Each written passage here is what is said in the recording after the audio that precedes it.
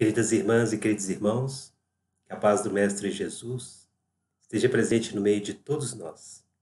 Hoje vamos falar sobre preparação que o medianeiro deverá ter nos momentos em que precede as reuniões de intercâmbio mediúnico. É muito importante, esta preparação para que se tenha uma qualidade com relação às reuniões mediúnicas. E o Mestre Jesus já nos havia dito, orai e vigiai. Então, nos momentos em que antecede, preparar-se através de uma prece, para que entremos em sintonia com os nossos mentores espirituais, com os dirigentes espirituais das reuniões mediúnicas. E assim, é um ponto de partida para essa preparação. Muito importante também a vigilância. Vigilância quanto aos nossos pensamentos. Não somente ali na hora da reunião, mas durante toda a jornada que precede. Vigiar os nossos pensamentos, refutar aqueles pensamentos indignos, refutar aqueles pensamentos deletérios, e assim também estar vigilante quanto às investidas de outros encarnados, que muitas vezes sendo teleguiados para nos tirarmos do equilíbrio necessário, que se antecede às reuniões mediúnicas. Vamos então ver o que a espiritualidade nos traz e as respostas dadas pelo nosso irmão Divaldo Pereira Franco, no livro Qualidade na Prática Mediúnica, que é o livro que estamos utilizando como esta base de estudo. Vamos então à abertura aqui do material, para que nós possamos aqui fazer a leitura e para que vocês possam ir acompanhando também. Um instante.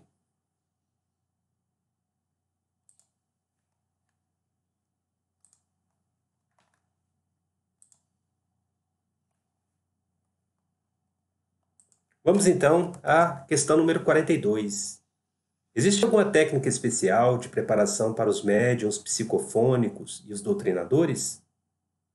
Os mentores espirituais generalizam para todos os componentes da equipe mediúnica o mesmo comportamento preparatório, pois os deveres são os mesmos, embora as funções sejam diferentes.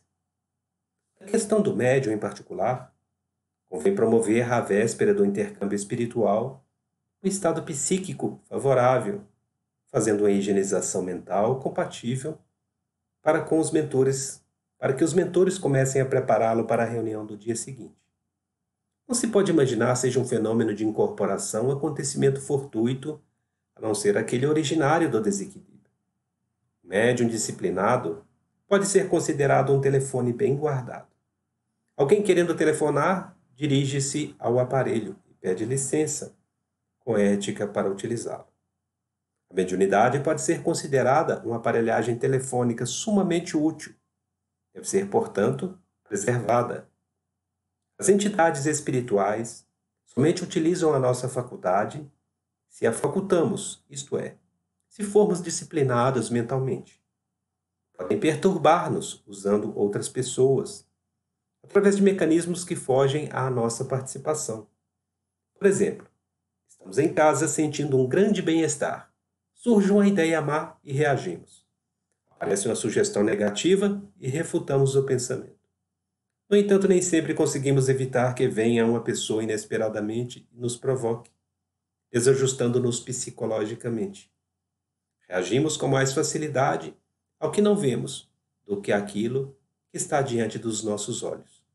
Desta forma, o médium deve preparar-se desde a véspera, colocando-se à disposição dos bons espíritos. Existem comunicações que, para serem realizadas, requerem um acoplamento perispírito a perispírito, feito 24 horas antes da prática mediúnica. Nos livros de André Luiz e nos de Manuel Flamengo de Miranda, todo esse mecanismo está explicado, com minúcias, acerca do que os médiuns sentem. Os médiuns seguros já despertam com o psiquismo predisposto para o que vai acontecer na reunião mediúnica. Mais ou menos telementalizados, torna-se mais fácil a comunicação. Questão 43. Como ocorrem as preparações no mundo espiritual para as comunicações mediúnicas, ou psicofonia, de entidades muito infelizes, suicidas, assassinados, acidentados, obsessores e outros profundamente sofredores? Os espíritos são unânimes em afirmar que, Em razão da carga fluídica muito densa que os constitui, ou nas quais se movimentam estas entidades, normalmente os médios, quando em estado de desdobramento pelo sono natural, são levados às regiões em que as mesmas se encontram, quando começa a estabelecer-se a sintonia entre ambos, o desencarnado e o encarnado, que lhe será o instrumento psicofônico. Esse trabalho de identificação fluídica pode dar-se à véspera da reunião mediúnica específica, ou mesmo até 48 horas antes. Isso, porém, não afeta a conduta moral, emocional e física do medianeiro. E se tal ocorresse, lhe seria uma dolorosa perturbação. Os médiuns disciplinados dão-se conta da interferência delicada nos painéis da aparelhagem sutil de que são portadores, e desde esse momento contribuem em favor desses enfermos espirituais, absorvendo e eliminando as energias deletérias, que serão transformadas durante a terapia e que serão submetidos na região programada. É provável que nem todos os médios o percebam, tal a sutileza do fenômeno e a sua propriedade. Não obstante, à medida que se lhe apura a sensibilidade, passa a perceber um intercâmbio suave, sentindo-se honrado pela oportunidade de auxiliar o próximo em sofrimento. Não é de estranhar-se a ocorrência, quando todos sabemos das interferências constantes dos espíritos em nossos pensamentos, palavras e atos, conforme a questão número 459 do Livro dos Espíritos, de Allan Kardec. Da questão número 44. Quais os fatores que concorrem para que os participantes da prática mediúnica durmam no transcorrer dos trabalhos de intercâmbio espiritual? E como evitar que isto aconteça? O espírito Joana de Ângeles recomenda que o frequentador repouse algumas horas antes de vir à reunião, a fim de adquirir uma predisposição favorável, desde que a indisposição física ou psíquica perturba o trabalho dos demais. O problema todo se encontra vinculado ao campo mental do indivíduo. Os espíritos sintonizam através de onda específica, ligando psiquicamente os colaboradores uns aos outros. Se esse que dorme, e mais adiante o outro encontra-se sonolento, os pensamentos se desencontram e cai a corrente vibratória. Faltam estímulos psíquicos aos médiuns para a comunicação e muitas deixam de acontecer. Quem participa de reunião mediúnica tem que criar o hábito de se preparar convenientemente. Existe a possibilidade de um indivíduo isolar-se, ligando-se diretamente aos instrutores espirituais. Quando isso acontece, o medianeiro torna-se um instrumento maleável nas mãos desses benfeitores e não sofre a deficiência do meio. Existem casos em que os integrantes sonolentos são envolvidos pelos bons espíritos em fluidos benéficos, para que não seja perturbada a ordem dos trabalhos de atendimento às entidades sofredoras.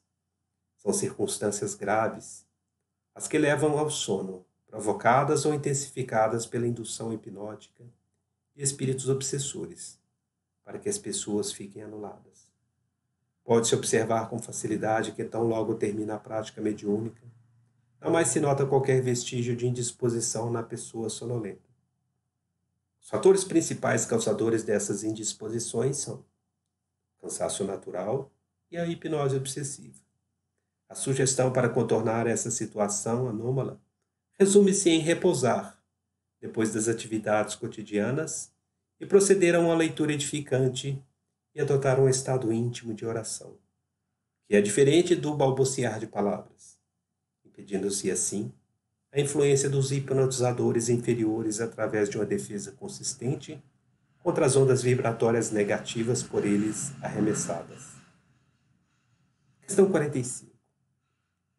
Na vida moderna, nem sempre é possível arranjar-se tempo para uma preparação mental cuidadosa. Nesse caso, o que se pode fazer? Deve-se continuar frequentando a reunião, mesmo sabendo que pode prejudicar de alguma forma a harmonia da equipe mediúnica? Existe uma disciplina que pode compensar esta dificuldade. O participante da prática mediúnica comparecer a miúde às reuniões doutrinárias para estabelecer um vínculo, que de certa forma representa uma preparação. Pode-se também adquirir o hábito de deitar-se mais cedo na véspera da prática mediúnica. Nesse caso, os mentores aproveitam a ocasião para uma preparação no mundo espiritual, a fim de que no dia seguinte o médium apresente-se maleável para atender às entidades programadas. Os instrutores desdobram o medianeiro e acoplam nele o espírito necessitado das terapias que serão utilizadas durante a doutrinação. No dia seguinte, o médium acorda sentindo-se mal-estar, que somente desaparece depois da prática mediúnica. Aqueles que não têm tempo, no dia da reunião mediúnica para a preparação necessária, deitem-se mais cedo. Leiam uma página edificante refletindo sobre o seu conteúdo. Tenham uma noite tranquila. Façam uma asepsia mental cuidadosa, predispondo-se para a atividade do dia imediato. Enfim, façam um pré-operatório, porque em decorrência da correria da vida atual, a condição física ideal é muito difícil de ser conseguida. Por essa razão, em nossa casa, os instrutores espirituais tornam-se mais flexíveis quanto ao horário, permitindo deixar a porta aberta até a conclusão da leitura. A rigidez de horário outrora era devida à vida tranquila que se levava. Hoje mudou um pouco, porém não significa que devemos negligenciar. E assim, queridas irmãs e queridos irmãos, nós então finalizemos essa parte do estudo de hoje.